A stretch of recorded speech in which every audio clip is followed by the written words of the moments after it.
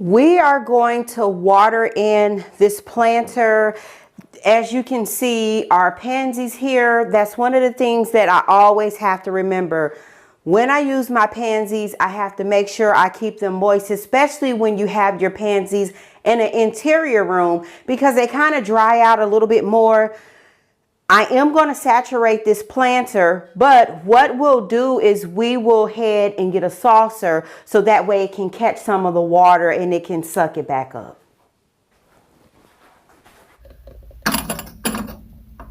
We'll grab a saucer, that way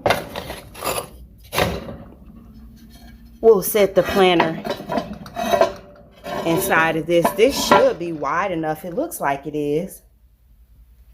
Let's check it and see.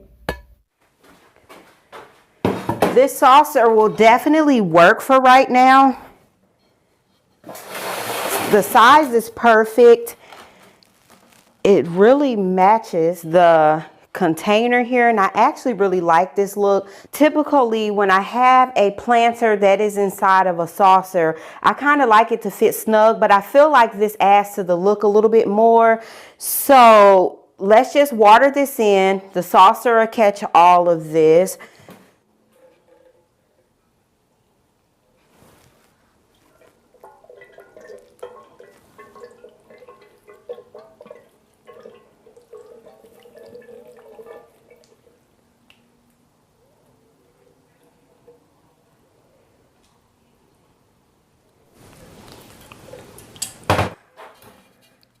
Now I have a beautiful English style planter, and it's actually a smaller replica of this planter right here.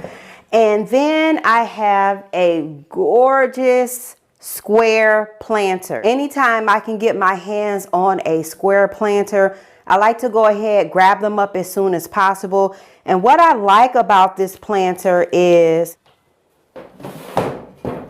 it's a low bowl, but it's very deep, so you can definitely fit a lot of plants on the inside of this planter here and just really just take your designs over the top.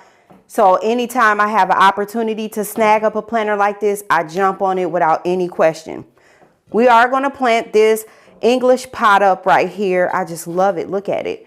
Now this is how they start out, but they will age and get a nice patina on them just like this. I mean, this is just gorgeous. I mean, it doesn't get any prettier than that. You can see the patina coming through.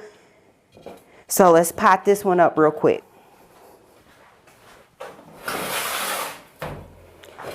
I feel like the size of this container is perfect for this myrtle here. Yep, it's absolutely perfect.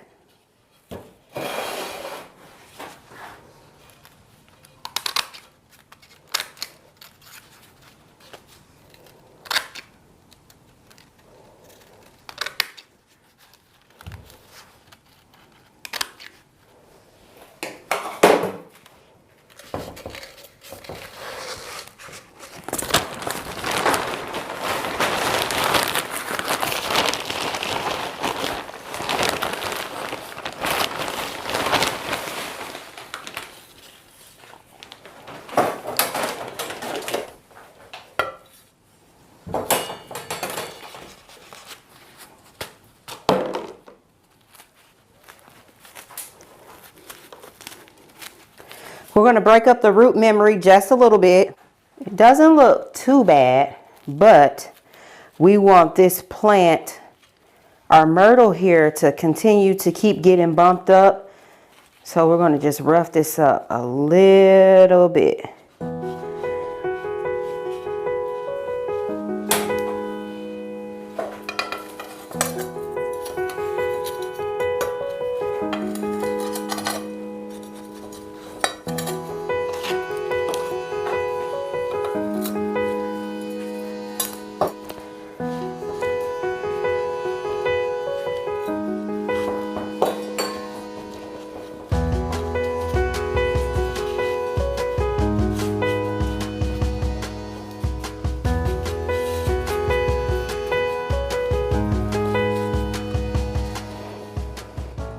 All right, it looks good. I like how the stem is already thick on this myrtle. Now with your myrtles are going to want to stay on the moist side of things in the planter. So it's going to be very important to make sure that you keep a saucer up underneath your myrtles, and you want to just kind of just let it just flourish in its pot. And if you're using a terracotta pot, it's safe to say that your terracotta pot should almost be wet to the touch when you fill it, because what that is going to do, it is going to allow the plant to stay moist, because with your terracotta is very porous, so air moves in and out of the container through the sides of it, which is why you can technically use terracotta to actually water your plants, like if you're away for some time, because that is going to leach out into the soil around it. So let's get a saucer. Let's get this water in. Since it just got planted, I just ruffled the roots a little bit. It's going to help it transition a little better and make sure that we don't have any shock after planting. Here is some more of that collection right here. Isn't it darling? But I feel like that one of these saucers right here will actually work. So we'll just grab this one.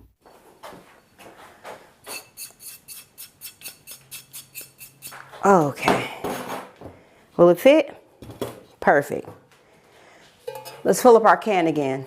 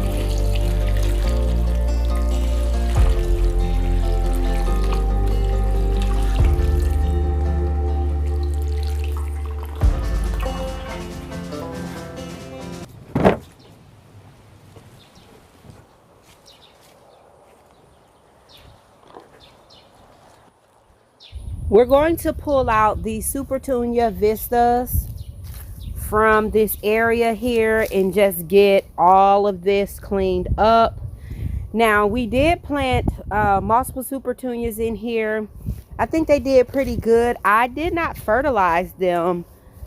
I gave them maybe one fertilization, but I just had so much stuff going on this season that I really did not focus on fertilizing them. So I think for them not to have been fertilized but one time, they did pretty good.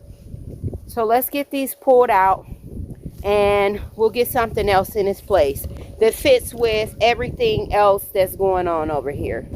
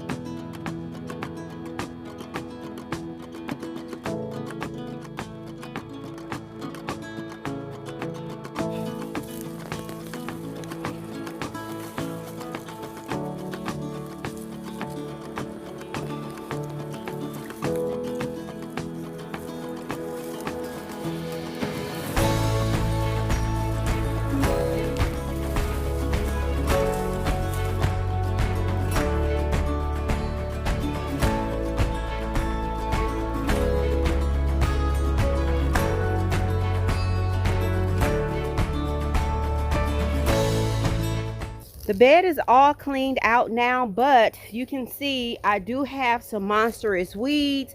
This is again a morning glory that I talked about. Is very invasive, and really I should have got out here and pulled this before the seed pods erupted. So it would not shock me one bit if come next season there is a overgrowth of morning glory in this area, and they're wrapped around the hydrangeas here.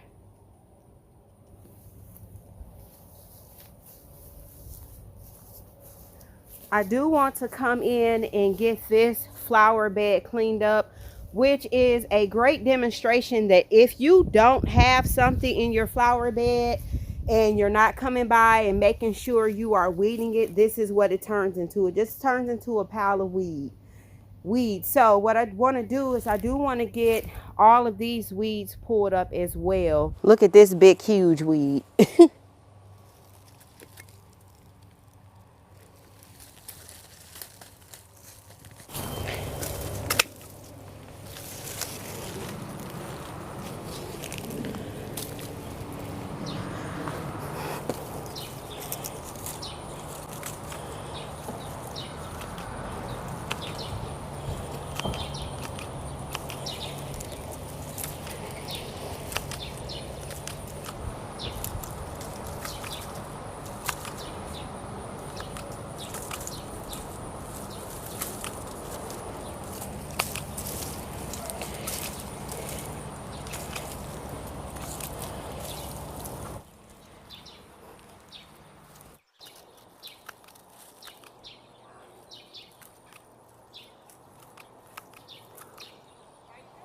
I'm good. How are you?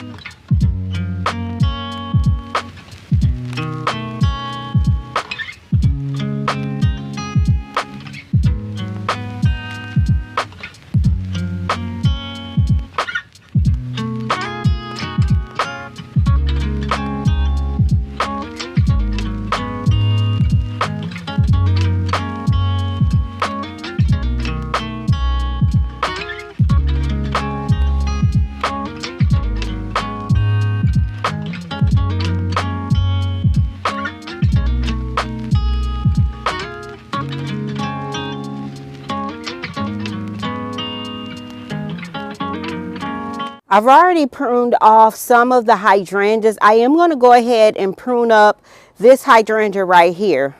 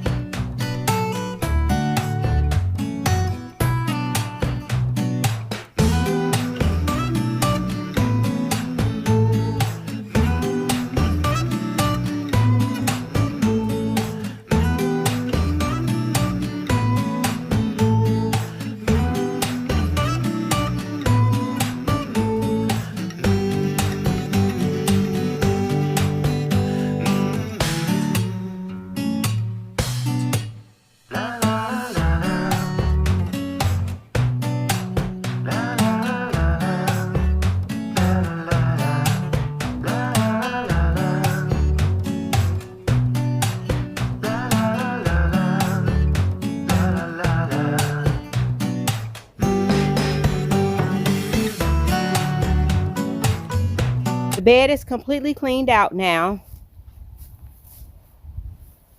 I pruned this hydrangea right here. There was a time when I used to prune back all of my hydrangeas in the fall time, the ones that could be pruned, of course. And I got up, for the most part, the majority of the weeds that were over here. Now we have a sedum here that is a ground cover. Left the ground cover in place. And this is what the rest of the bed looks like. But we went ahead and we pruned back this hydrangea right here.